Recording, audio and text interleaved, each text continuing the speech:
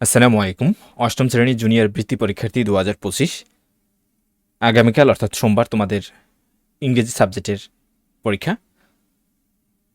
তোমরা অনেকেই ইংরেজি সাবজেক্টের সাজেশন চেয়েছো, আমি সাজেশন দিয়ে দিয়েছি সম্পূর্ণ, যেখানে পার্ট এ সহ রাইটিং পার্ট সহ সম্পূর্ণ সাজেশনটা দেওয়া হয়েছে।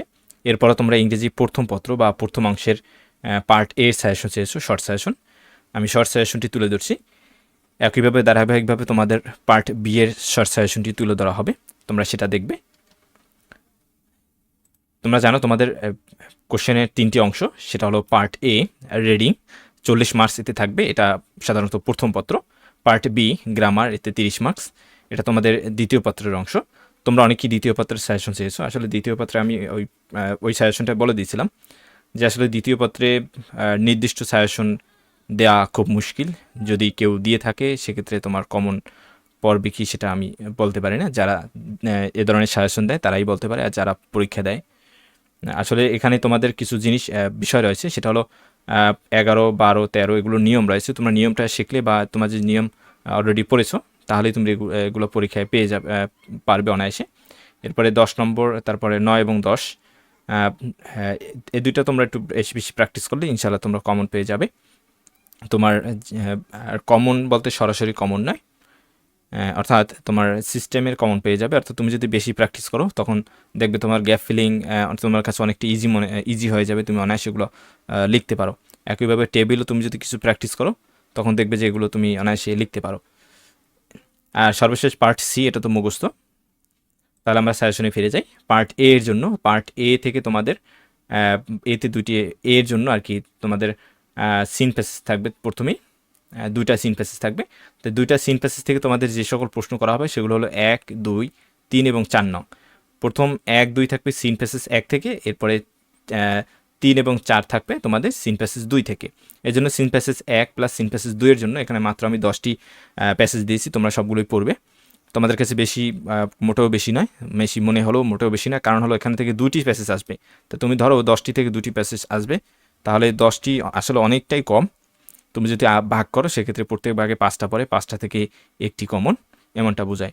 এখানে যে 10টি প্যাসেজ সেগুলো হলো: number 1, Nakshi kantha is a kind of embroidery; number 2, Bangladeshi cuisine is rich and variety; number 3, health is the condition; number 4, the word hygiene means; number 5, যারা lives with her parents; number 6, thousands of years ago; number 7, river gypsies are an ethnic group; number 8, river gypsies in Bangladesh are; number 9, from the valiant sacrifice of Pritilata Waddedar; number 10, 21 পদক winner Pollan Sarkar.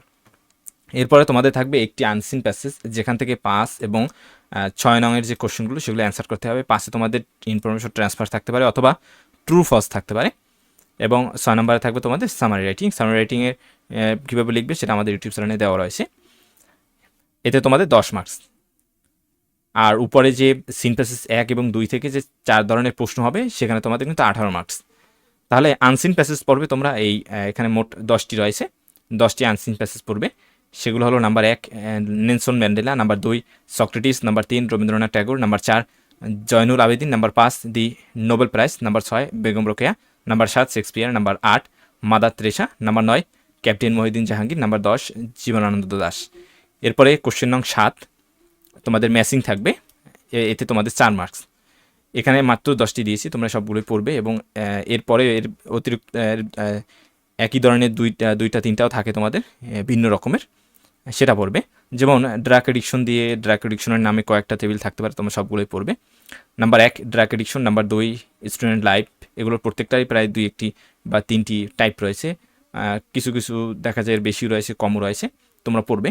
Number 3, unemployment is; number 4, water is; number 5, truthfulness is on; number 6, an educated mother; number 7, education is the; number 8, education; number 9, news paper; number 10, trees are.